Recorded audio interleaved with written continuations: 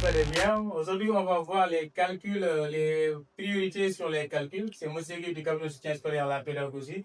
Voilà, donc sur les calculs, il y a des priorités. Par exemple, sur cet exemple-là, on voit bien qu'il y a tous les types d'opérations. Par exemple, il y a la soustraction, l'addition, la division, la multiplication, il y a aussi les parenthèses.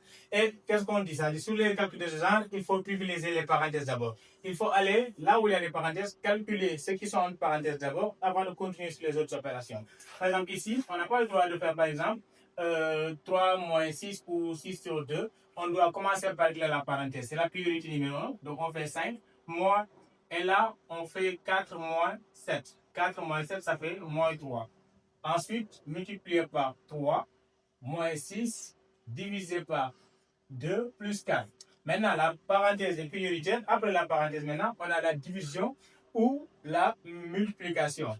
Donc ici, on voit la multiplication. Donc, on n'a pas le droit de faire 5 moins 3, mais on doit commencer par faire moins 3 fois 3, avant de toucher à la soustraction ni à l'addition. Donc ici, on va dire 5 moins.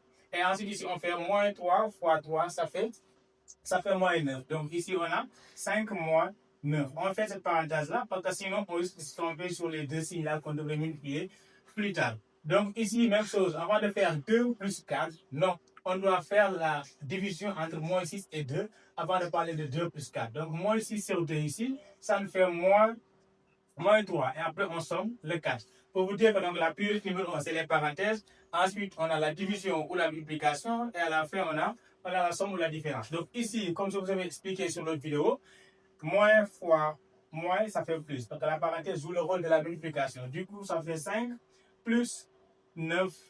Ici, 5 plus 9.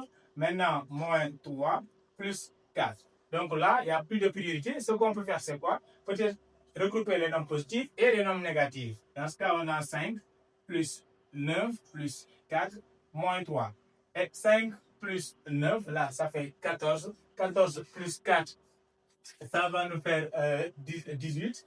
Maintenant, 18 moins 3. Par exemple, ici, tu as 18 moins 3. Et comme j'avais expliqué sur la première vidéo, par exemple, quand on fait la différence de deux nombres de signes différents, il faut garder le signe du nombre le plus grand en valeur absolue. Et 18 est plus grand que 3. Donc, du coup, c'est le résultat sera positif.